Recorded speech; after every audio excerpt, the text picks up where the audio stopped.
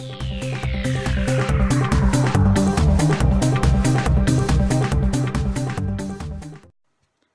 everybody, welcome to Ask the Pastor. This is Pastor Angie. Today's question is this: about Halloween. Our little ones have no idea what it's about. They think it's just about getting candy, getting dressed up, nothing bad. It's a lot of fun, but we're new to the Christian walk. Do we not let our kids go trick or treat? And if so, how do we tell them that they can't? Okay, that's a great question. Obviously, Halloween is right around the corner. Now, in your Christian walk, I'm really glad that you went ahead and asked this question. And I want you to I just want to encourage you and let you know that if you tell your kids that you don't have all the answers and that you also had to go and ask questions about this, they'll know that it's okay to ask questions in their Christian walk. Obviously, the Lord has provided other saints who have gone before us, and that's why they're there, so that we can ask questions. First of all, this Christian walk is not about a bunch of no's. It's actually about one big yes. When we said yes to Jesus Christ, we said yes. We want what's best for us. We want what's best for our family and for our children. So it's not about depriving your kids or taking things away from them, because that's not God's heart. The heart of the Father is simply to give us what's best. So in our everyday Christian walk, we celebrate God's love. We honor him because he sent his son to die on the cross for us. We bless him because he's worthy to be praised. Like, we just celebrate how much he loved us, and we love him because he first loved us.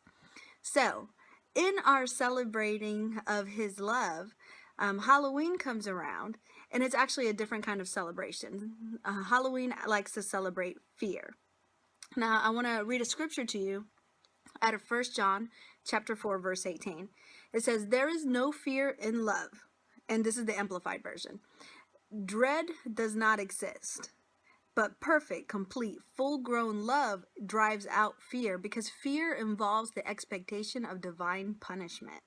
So the one who is afraid of God's judgment is not perfected in love. Basically, he's not grown into a sufficient understanding of God's love." I know a lot of times you've invited people to church and they're like, "I can't go in the building, it'll fall down, lightning will strike me dead." That is an expectation of God's punishment, and that is out of a place of fear. But God's love casts out that fear. You don't have to believe that you're gonna tear down an entire building because of your sin. God's not afraid of your sin.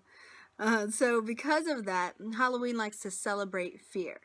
So for everything that's holy, the enemy has brought about something that's unholy. We celebrate love, but the enemy wants to celebrate fear. And we're not about that. We are at a spiritual battle against fear and against the unholy. Now, with that said, now you have little ones, you have this cute little 5-year-old coming up to you say, "But I just want candy. And you let me dress up every other day of the year. Why can't I do it now?" All right. As a parent myself, I never buy my kids candy. It's just, common sense. It rots their teeth, yada, yada, yada. However, here comes a day where they feel like they're being deprived. It seems like everybody else is celebrating Halloween except for them. You know what? There's nothing in this world that the world has to offer that God has not provided for. You and I are ambassadors of Jesus Christ. God put those children in your life so that you can represent the Father. Because the world is offering candy, just go out and buy your kids some candy.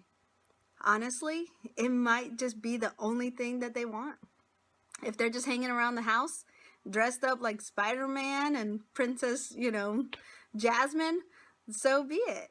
Go out, buy them candy, and let them know that the world does not have anything that God will not provide for them, because he loves them. And you love your children.